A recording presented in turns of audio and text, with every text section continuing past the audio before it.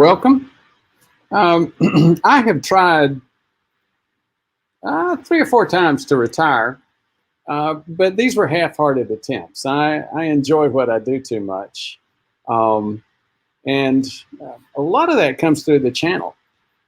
We get great feedback each month where people say, "Doc, you saved our lives." And you know what? Saving a life is a heck of a lot more fun than playing golf or traveling.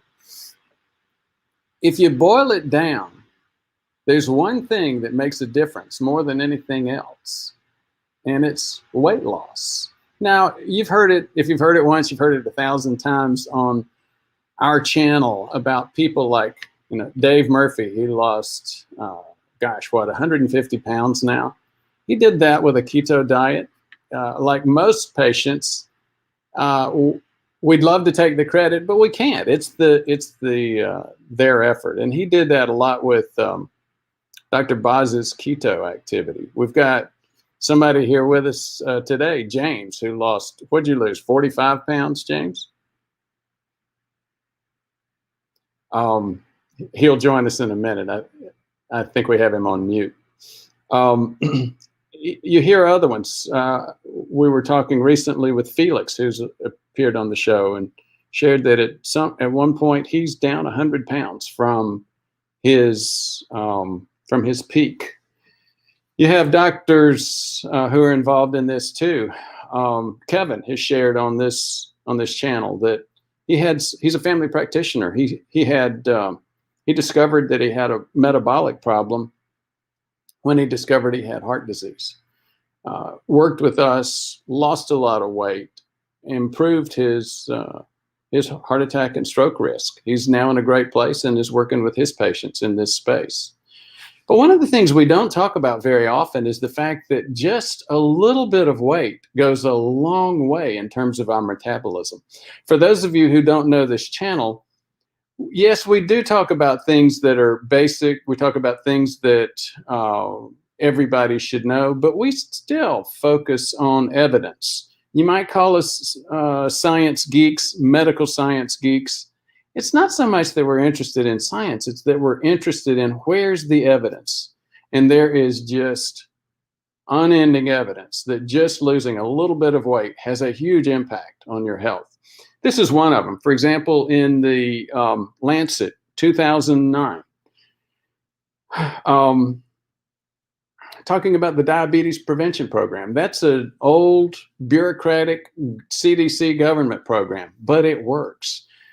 It basically is set up to have people start doing some very minimal lifestyle changes, not aggressive high-intensity intervals, just plain walking as an exercise, and getting up to 40 to 120 minutes per week. Some minor changes in terms of diet. Again, not the kind of changes that you see with a lot of folks on this channel. And yet, you take a look at that. You look at the studies. You look at patients who have participated in those activities. 10 years later, huge decrease in diabetes incidence, huge decrease in heart attack and stroke. So not only does it work, it lasts. In this study, one of the things they did was compared it to metformin. You have one group where the study group where people just do minimal lifestyle modifications. The second group where they take medications. Most docs feel like or tend to gravitate back to just giving prescriptions. And that's one of the things that happens with prediabetes and weight loss. Docs will just give a medication. And the true management is just so much more than that. If you look at this study, the improvement with minimal lifestyle changes was twice what you get with just taking metformin. So that's what we're going to be talking about today. Some of the evidence around minimal weight loss and the impact. As you know, we've got information on COVID vaccines, how to reverse type 2 diabetes using diet, COVID testing, some of the challenges around the FDA and the Department of Agriculture and their failure yet again to develop and recommend the right kind of food pyramid. Uh, Michelle and Chris and some of the crowd wanted to make sure that we got this information out to you. We do have a bonus program. This is a big part of the year for us. A lot of people come to us with a New Year's resolution. And then we go into Women's Heart Health Month and Valentine's Day. To make it a little bit easier, we've set up an improvement in price for the Got Sugar webinar. The Got Sugar webinar is the underlying issue here. It's helping you find out, do you have that prediabetes? Over 90% of it's undiagnosed. There are 3 real big reasons for it. The first thing is it's asymptomatic. There are no symptoms. The second is a healthcare issue, a broken healthcare system. How many times have you changed your schedule, taken the day or the morning off, schlepped in to see the doc, waited in the waiting room for an hour, only to get less than 7 minutes with the doc, most of which he was not listening, or he or she was not listening to your questions, but pitching, telling. So we got healthcare system problems. Even if we had a better healthcare system right now, there's a skill set issue. Evidence from Hopkins, NIH, Harvard makes it really clear that your typical primary care doctor just does not understand enough about prediabetes to diagnose it, let alone manage it and help you manage it. So you're really on your own in terms of some key drivers of health, one of them being insulin resistance. And that's one of the places where we get feedback time and time again on the channel. Just go through the comments and you'll see it. Hey, doc, I took your test. I didn't have prediabetes. I had full-blown diabetes. You know, OAG, Old Alabama Gardener's one that I tend to remember because he's got his own channel. He is the epitome of farm to table in Alabama. But don't let the old Alabama fool you. He's also a rocket scientist as well.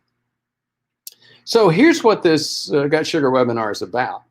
It's about filling in a gap. You know, with technology now, there's a little bit of an opportunity, a silver lining with technology. People are realizing that using Zoom technology, webinar technology, and even combining that with the good old-fashioned phone, they can now see world-class docs, world-class medical staff get the care that they need, even if their local hospital, their local clinics just don't have someone who knows how to manage this problem.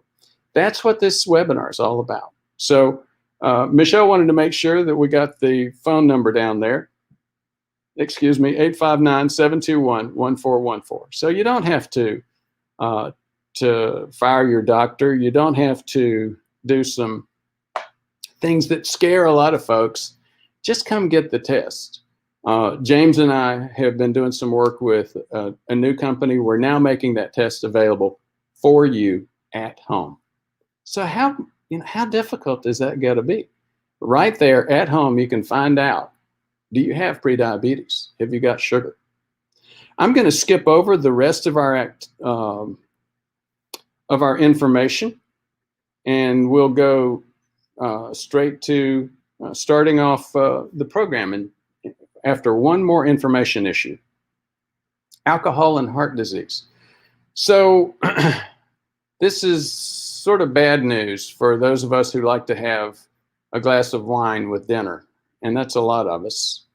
Drinking in moderation might prevent heart attacks. It probably does. There's randomized, double-blinded clinical studies of 100 heart patients, though, that just added a new perspective about alcohol and heart disease. Those of you who have listened a lot to this channel may be aware this has got to do with atrial fib, the most common dysrhythmia among middle-agers and among other folks. In fact, like insulin resistance, probably at least 90% of atrial fib is not recognized. Why? Because it's paroxysmal, meaning it comes on, it happens, and then it goes away. But that in and of itself can create risk 5 to 8 times the risk for stroke.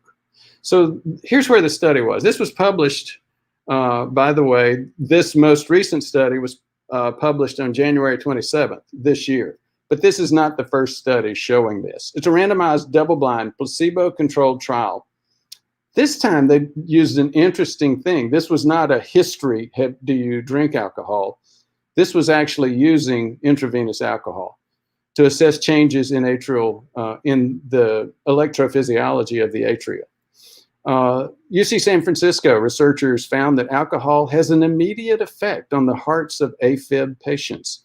The study was published in JACC, the Journal of the American College of Cardiology, the clinical electrophysiology group. In patients infused with alcohol and maintained at a lower level of legal intoxication, so it's not just huge amounts, it's amounts that people reach pretty often. Electrical properties of their hearts changed immediately as compared to subjects in the placebo group. Alcohol infusion resulted in an average reduction of 12 milliseconds. Now, what does that mean? Increased risk for atrial fib. That's what that means. According to the senior study author, Dr. Gregory Marcus, the acute impact of exposure to alcohol is a reduction in the time needed for certain heart muscle cells in the left atrium to recover after being electrically activated and to be ready to be activated again, particularly in the pulmonary veins that empty into the left atrium. That's also very important, that location, because most atrial fibrillation occurs in that area of the atria where those pulmonary veins come back. So when you get this problem and you talk to cardiologists, especially if you talk to an invasive cardiologist who does a lot of ablation, that's where they ablate it, right there at the pulmonary veins where they enter, because that's where most of this reentry problem occurs. It's called reentry. In other words, the electrical impulse goes out, but it can reenter very quickly. That is the problem, because it creates a cycle which goes into more of that chaos, atrial fib. In atrial fib, the orderly pumping of blood through the atria, the heart's upper chambers, is disrupted. According to the CDC, the number of people in the US with atrial fib is approaching 12 million. I will tell you though, that's sort of like the CDC's statements about prediabetes. Yes, there's a whole lot of it. Yes, they know that most of it's undiagnosed, but their numbers are overly conservative. It's more than that. Atrial fib leads to 454,000 hospitalizations yearly, and it contributes to about 158,000 US deaths each year. Again, it's a major cause of stroke. We used to think that most strokes were what we call idiopathic, idio meaning we don't know what causes it, and pathic means cause. So we don't know what causes it. The more we look at this issue, the more that we find that what was the number one cause of strokes in the past, idiopathic, is actually paroxysmal atrial fibrillation. So this is a serious issue. If you've ever noticed your heart thumping and then it goes away, I'd get that checked out. We've got several videos on it. I diagnosed my own, for example, using an iCardia. It's a little device, it's an electrical device which you can get on Amazon for about $100. But if you go down that route, if you find that you have it, think 2 or 3 times before you agree to have an ablation. Yeah. You know, it's just like this thing about supplements and stents and bypass. You can't out-medicate a lifestyle issue, which is part of what we're going to be talking about here. Ablation is not a replacement for better sleep, decreased blood pressure, and a little bit of weight loss. In fact, my own atrial fib increases significantly once I get over 160 pounds. So let's go to the water ball, and then we'll talk about the program for today. Even a little bit of weight.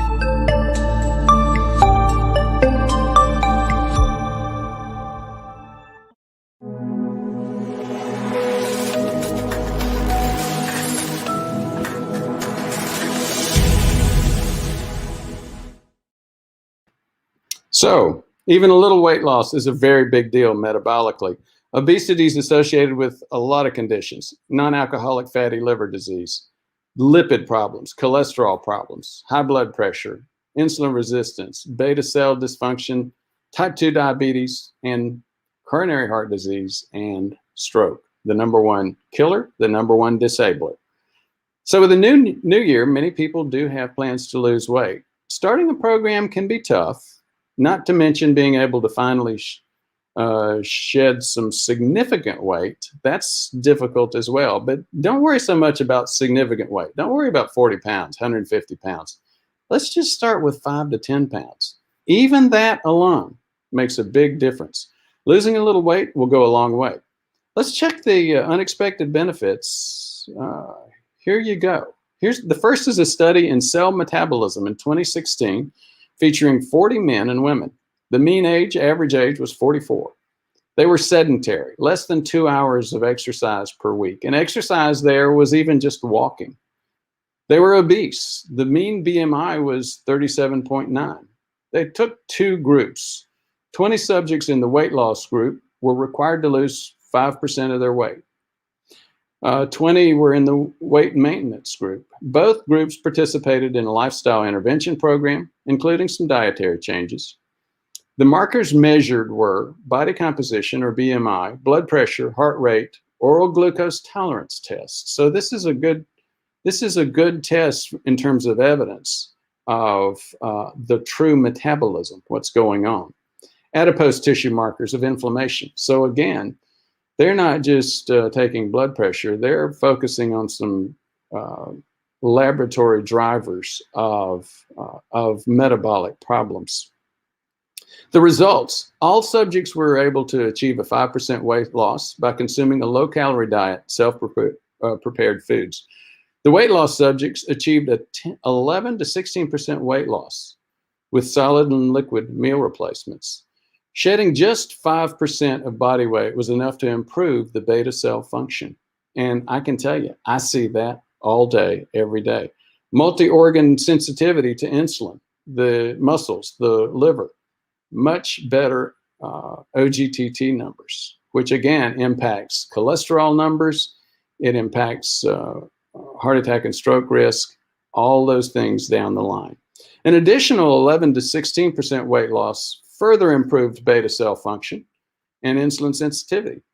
It also caused stepwise changes in total body, visceral, and liver fats.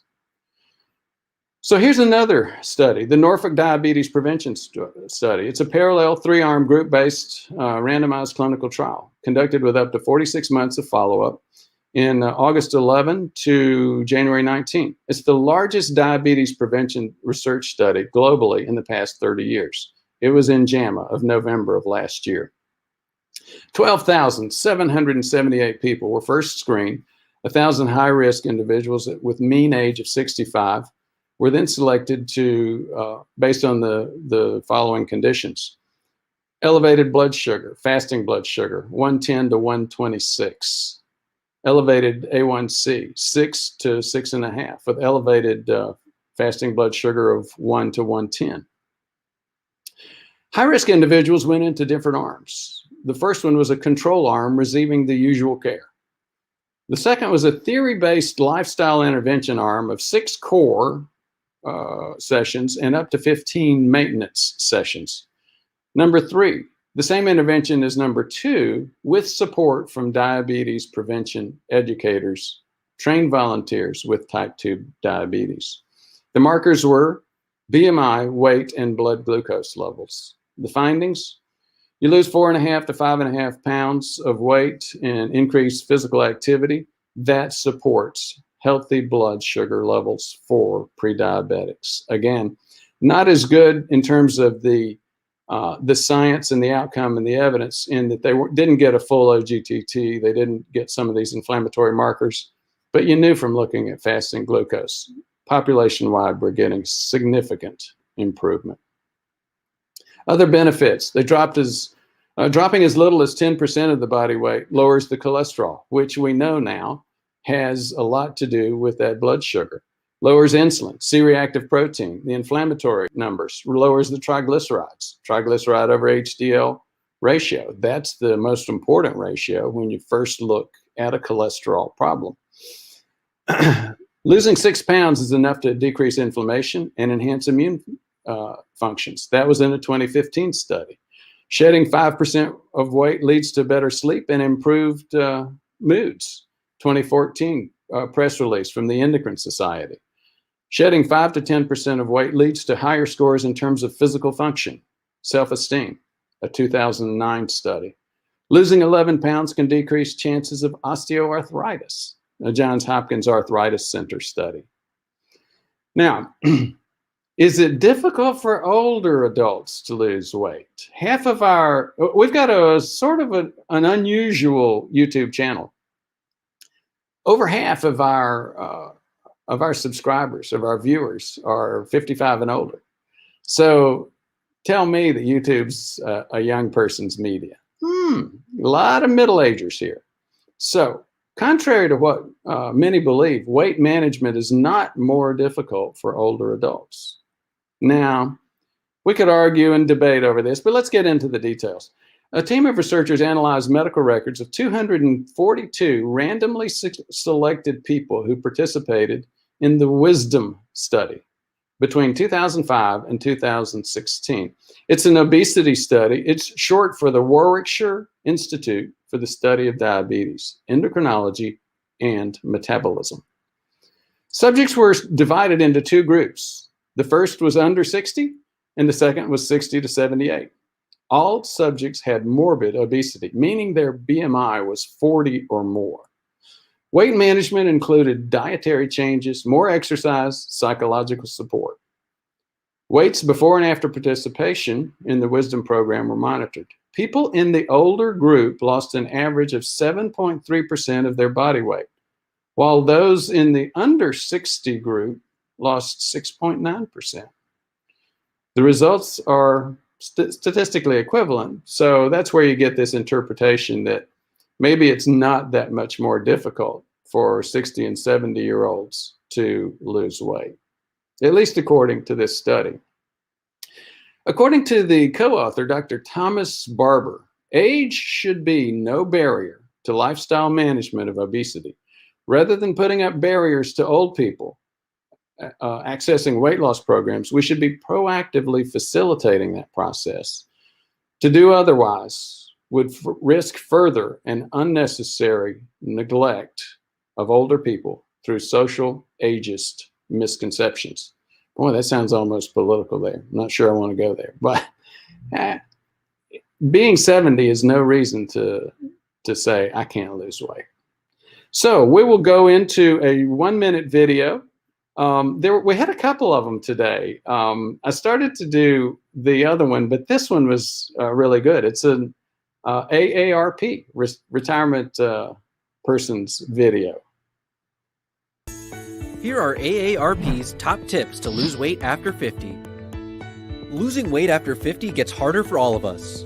It's possible to eat the same things you always have and still gain weight, thanks to things like the age-related loss of muscle, which burns more calories than fat.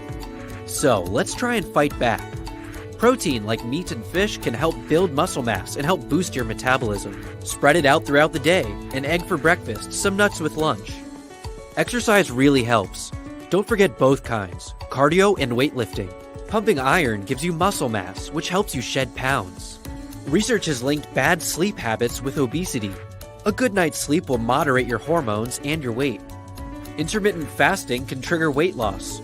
Twice a week, try eating less than 1,000 calories. Studies show it may actually help you feel less hungry. When you're anxious, you may eat more. Pay attention to your food. Plan your meals. Slow down. Taste it. Weight loss comes from mindful eating. For more tips to stay fit, visit aarp.org/health.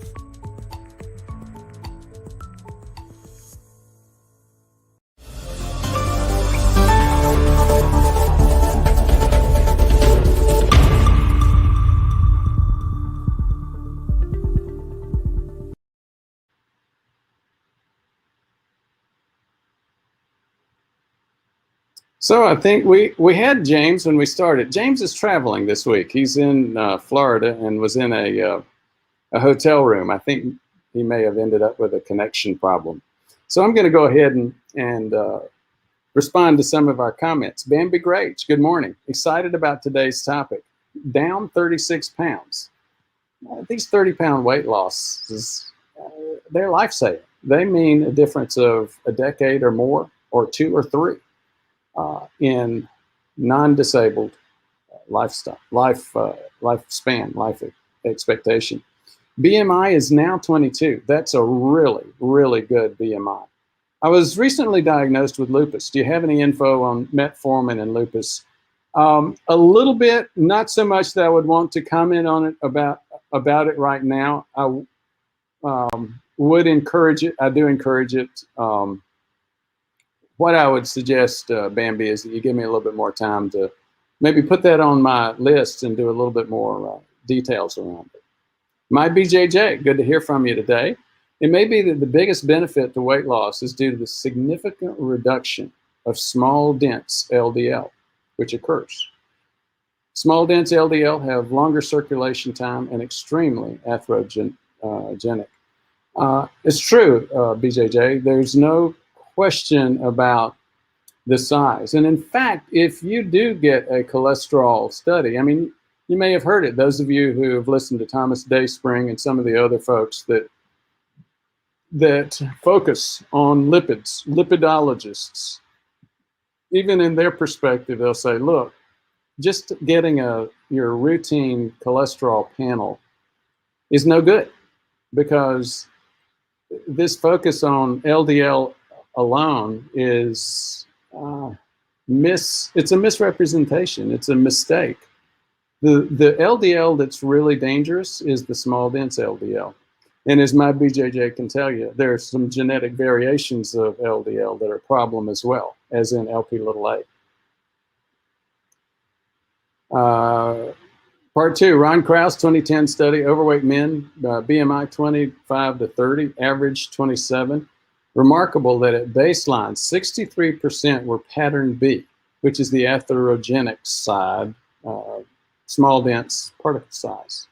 Yeah, again, very, very good point. And you explained it, so I'm not going to need to repeat that. Part 3, of those who achieved goal less than 25 BMI, 80% went from a pattern B to a pattern A. That's on that fractionation, cholesterol fractionation. In another study, similar percentage shift on low-carb diet from B to A. Triglycerides went down, HDL went up. As I mentioned, that triglyceride over HDL ratio. Part 4, Krause, who has treated hundreds of high Lp(a) patients for decades, indicates that those with high Lp(a) and pattern B are the ticking time bombs with approximately 10 times risk of cardiovascular disease. So you bring up another point. We look at different risk factors. We look at being overweight. We look at high blood pressure. We look at 9p20. If you're into genetics, I'm doing a series on genetics right now, and we'll be providing some of that information. Yes, we talk about individual risk factors, but the thing that we continue to forget, we continue to not focus on, and in many ways, we don't have a lot of great research on it. That's when we combine specific risk factors. Combinations of risk factors can be and are deadly. Bob Weiss, good morning from Florida. Bob, I thought you were in the North Georgia mountains. Jonathan Hull, good morning, Dr. B. Lost 50 pounds in the last 18 months on low carb. Slow and steady loss is the way to go. Wow, I am impressed. I will tell you this, most people, and I've encouraged that as well most of my life, but there's some significant evidence coming out showing even fast weight loss can be permanent and major, major improvement. Slow and steady is easier for most folks. It's easier to incorporate into your lifestyle, but sometimes some people just do better with that shock and awe. Okay, Bob Weiss, step rate 1, of the more important parts of walking because it's times the big muscle cycles burning carbs. It's a good point, Bob. I got a little bit confused on the way you worded it, but here's one of the things that happens. We have a program where we feel very strongly that you don't have to be full-blown diabetic on insulin to profit greatly from continuous blood sugar monitoring, CGM, continuous glucose monitoring. And there's now a great way to do that. It's called the Freestyle Libre. We have a program. It's a little button you put on the back of your arm and you forget about it, except that it's watching your blood glucose 24/7. The FDA and their infinite lack of wisdom and insurance companies and their infinite lack of wisdom, at least in my perspective, have made this hard to get. I've got a program where I help people get this and write prescriptions for it. And it's inexpensive, between 35 and 70 bucks at your local pharmacy. One of the key things that pre-diabetics learn from this process is that even if they're on a low-carb diet, a lot of us like to take carb vacations, go get pizza and beer with our son or something like that. Even if you're going to have a spike, just taking a simple, easy walk. You don't have to do high-intensity intervals. You don't have to do massive weightlifting. You don't have to do straining and grinding. Just a simple 15 to 20-minute walk can take the top right off of that glucose spike. And why? It's just like Bob Weiss is saying. Just taking an easy walk starts to engage those large muscles of the thighs, hips, calves. And those large muscles, once a muscle gets active, it bypasses these resistant insulin receptors and pulls that blood sugar out of the blood where it can be dangerous into the muscle where it's safe. So thanks again for bringing that up, Bob. Aunt Martha, James's Aunt Martha, Martha Reich. Good to hear from you, Martha, and call James. I think he was going to set you up for looking at some things like a CGM. Dave Murphy, $10 super chat. Thank you so much, Dave. I appreciate that. Dave's comment is, thanks for all you do and your support in this journey to better health. Again, thank you so much. And thank you, Dave, for sharing what you've shared. It's such an inspiration. It's one thing to hear guys like me and James talk about this issue, doctors and professionals from outside. But you know what? The reality is we're patients as well. I've got my own issues. I've got my own insulin resistance. So I'm helping fight this battle from the inside as well as the outside. I know what it's like to have significant risk factors. I know what it's like to look down at your continuous glucose monitoring and see a blood sugar of 204. So in many ways, you could say I'm actually a full-blown diabetic. But like most of my full-blown diabetics, I rarely see any numbers over 120. And why is that? First of all, I manage my weight. Second of all, I don't eat things that are going to change my blood sugar. You can manage this. It's not easy. I've got a major sweets addiction. I was born in South Carolina, and my parents were heavy. My dad was over 350 pounds at the time that I was conceived, and I was born at 10.5 pounds. Both of those things have a big impact on a thing called epigenetics.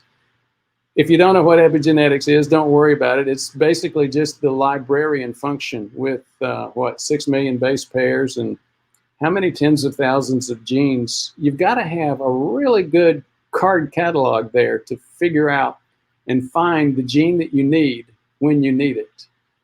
What we found out is that being born, every ounce over 8.5 pounds when you're born sets you up at risk for prediabetes and diabetes when you get middle-aged.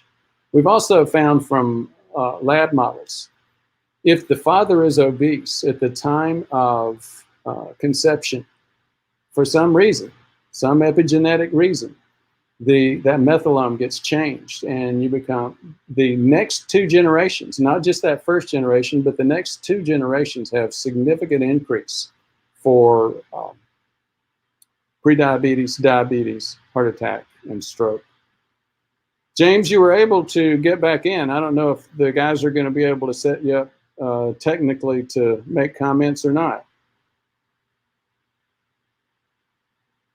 Guys, you can go ahead and try that. Oh, there he is. Good morning. I told him you were getting coffee at your hotel in Florida. I'm here. I've been here. Great show. Enjoyed listening to it. Great topic. And yes, the sun is shining. Any comments about your own experience? You hit on it. So it was at 45 pounds, but it was around 35 pounds. And it was exact as you described, more activity and cutting out carbs.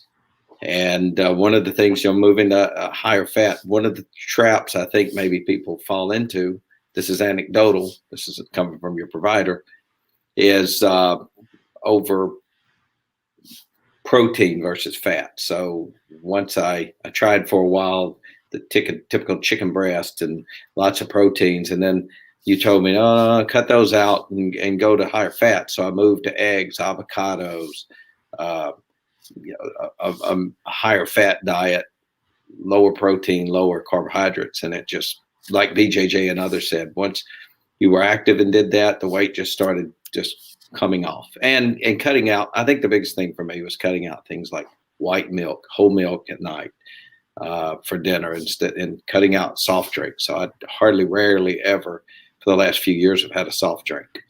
In fact, my wife has an addiction for Sonic Diet Coke because of the ice, and people from the South will know what that is. And so she drinks those fairly often, and every once in a while I'll sip on one. Sit down thirsty, so I'll take a drink.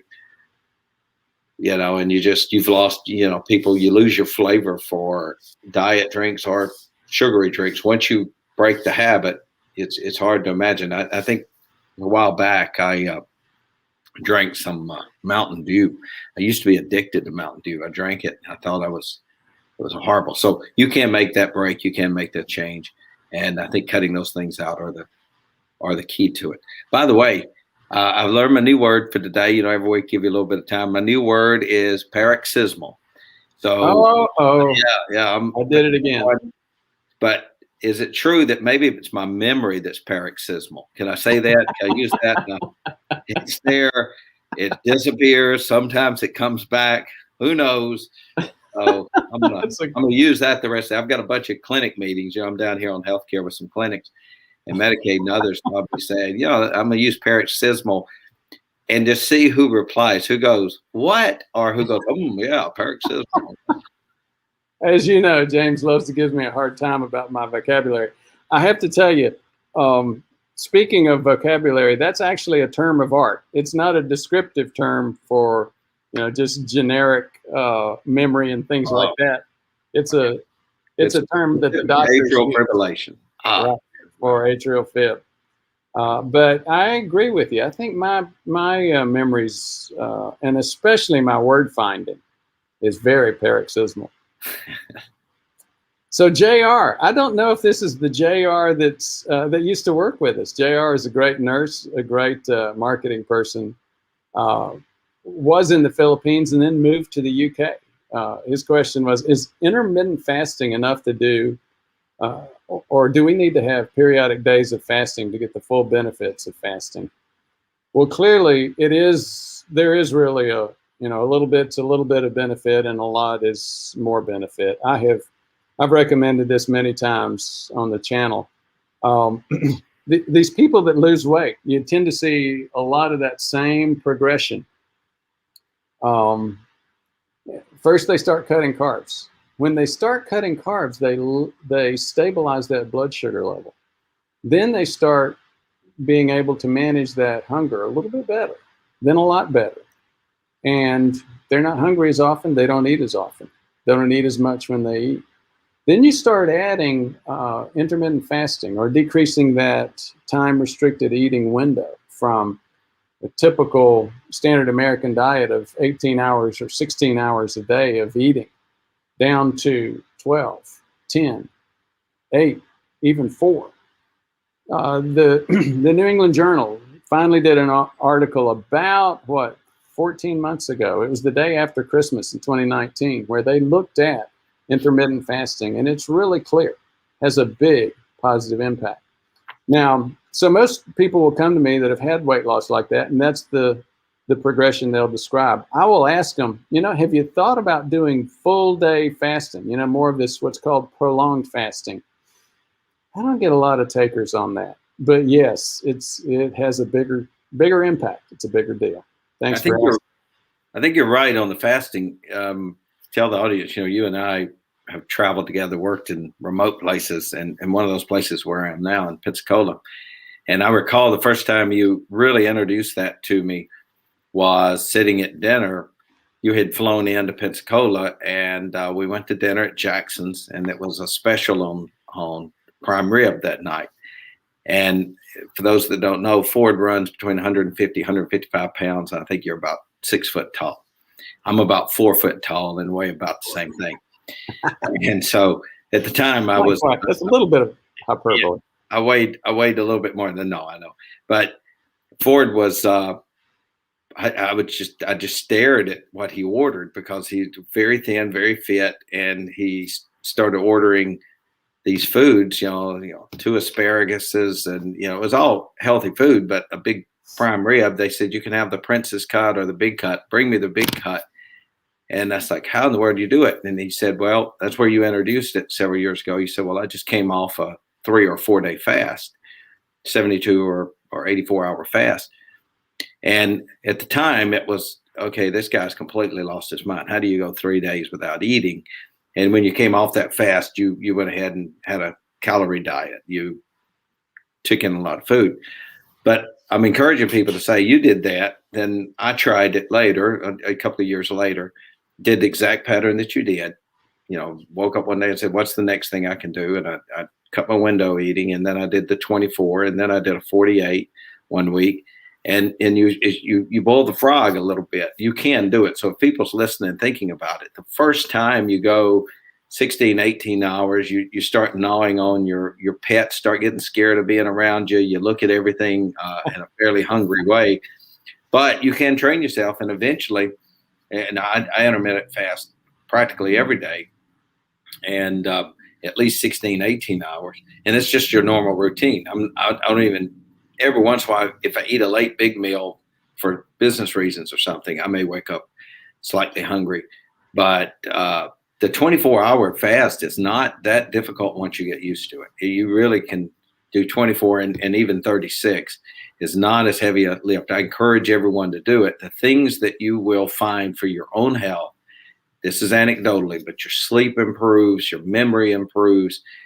There is, we know that every great religion in the world encourages fasting, every one of them. So we've got 10,000 years of combined, at least, human experience to talk about this fasting. And once you get engaged with it and do it, you find that there's a lot of benefits that may not be measurable, but people can start making comments, but I think people will support me. The sense of well-being is dramatically improved once you do that. So Dave Murphy was responding as well. He does 48 to 72 weekly. And JR, thank you, JR, reminding us, hit the like button. It makes a difference in terms of the algorithm and getting that information out to other folks. On a different item, Jonathan Hull is asking, can you describe the difference between sterilizing immunity and disease immunity? I understand that COVID vaccines do not confer sterilizing immunity, and that we could get COVID after being vaccinated, correct?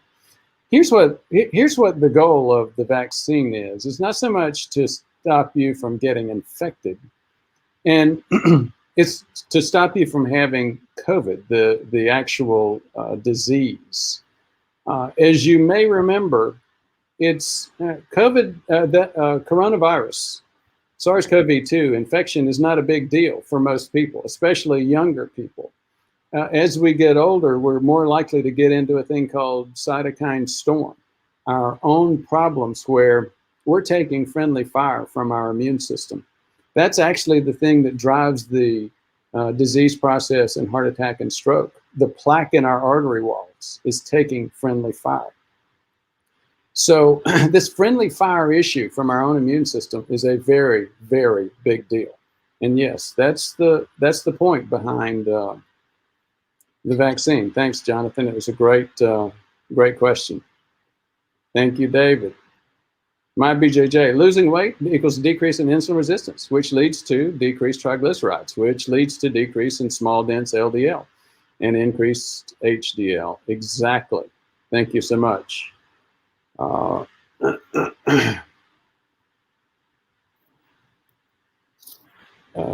think that was you, James. Yes, that was. I was there. So my BJJ, I could not believe how easy the weight came off when I went low carb. That's what so many people tell me. Lost 25 pounds in 4 months and achieved a 24 BMI. Some intermittent fasting, which has helped a lot too. You know, again, it's so interesting. It threw me a curve as a doctor dealing with this issue. And it happened when I made the transition. I used to get most of my referrals from Brad Bale and his group, some other doctors, and especially the dentist community.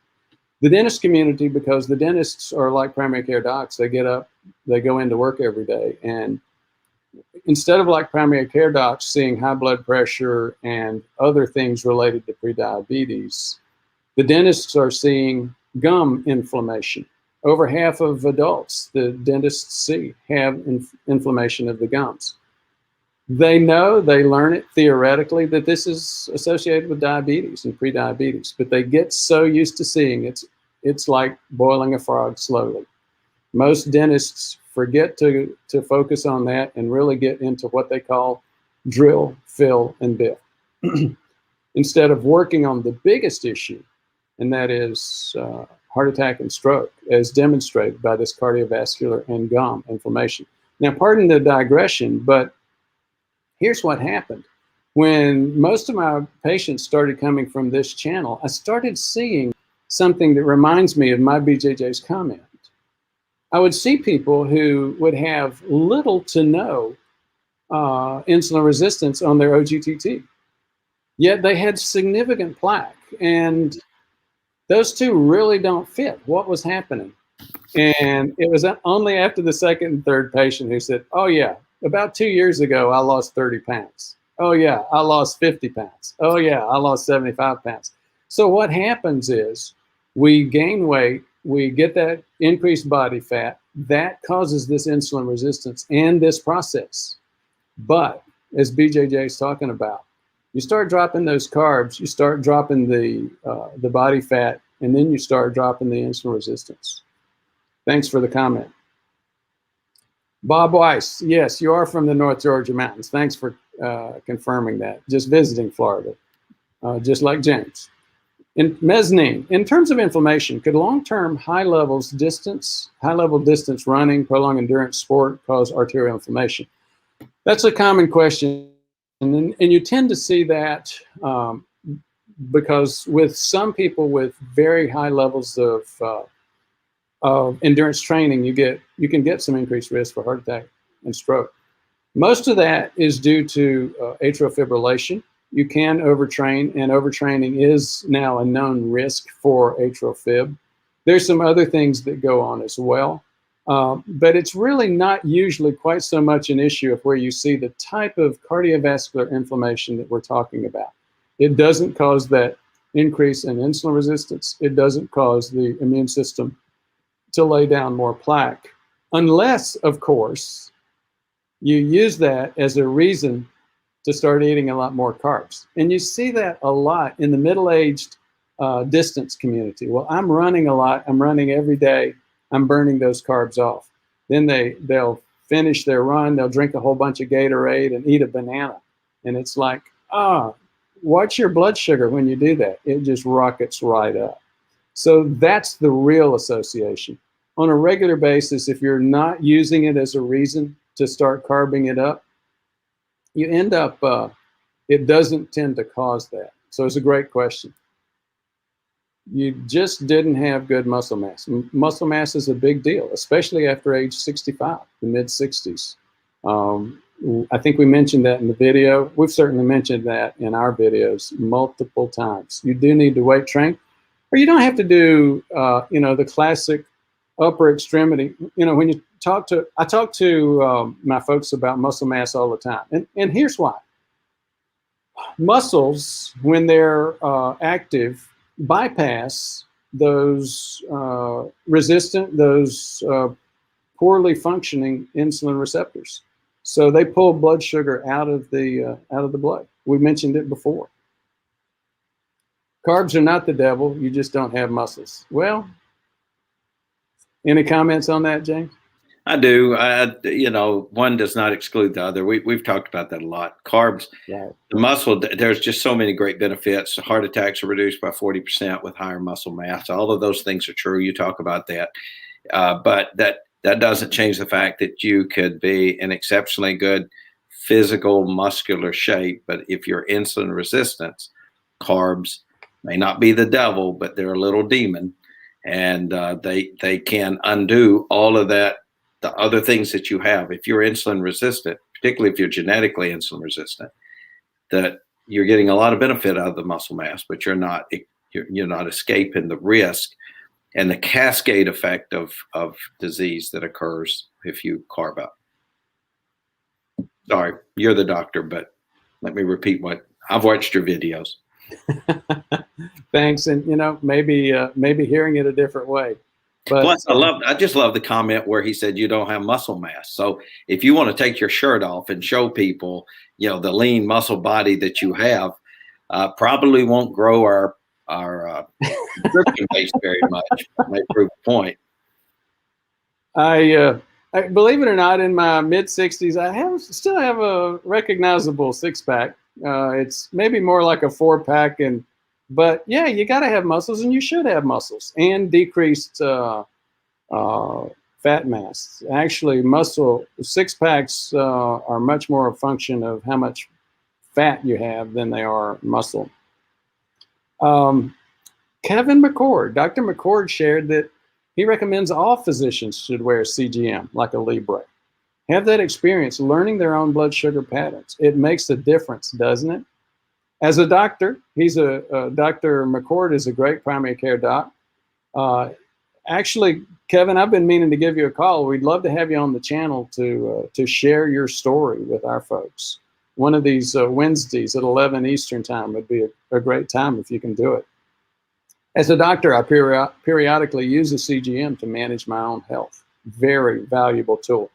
That's the truth. It's living without knowing what your blood glucose is sort of like driving without a speedometer. You just don't know. More muscles, Janice Jansen.